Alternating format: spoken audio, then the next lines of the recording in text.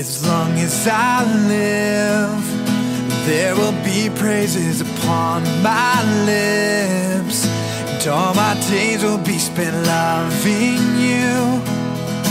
You are worthy to be praised. As long as I live. 2 years ago, we had the opportunity to fly to Mozambique, Africa, where we were introduced to this community of children, thousands of children living in extreme poverty, and we went there to find out what their needs were so that we could respond as a band through our tour dates. And I remember on this one trip that we flew with a good friend of ours. His name is Pastor Pete, and Pastor Pete was invited to speak at a church one Sunday morning. And so we traveled to this church, and I remember the church building just being a thatched roof and a dirt floor.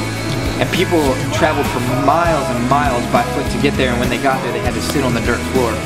And I remember Pastor Pete got up to preach, and where we were in Africa was so far in the bush that they had to translate things twice.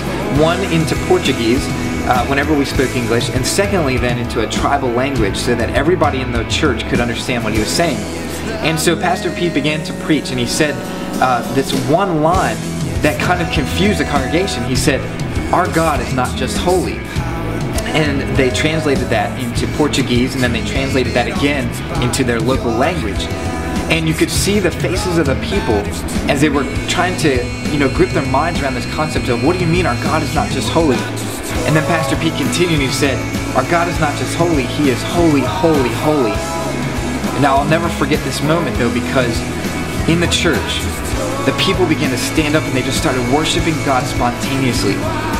The translators never actually translated what Pastor Pete said. But the people, I believe the Holy Spirit filled the room, and these people just began to worship God. And what was amazing to us is that they weren't worshiping God out of their circumstances. They weren't worshiping God because of how much they had in their life. They were worshiping God because of His holiness. And you see, a lot of times in the church we talk about the holiness of God, which is great. But then circumstances approach our life and we forget that our God is not just holy, that He's actually holy, holy, holy.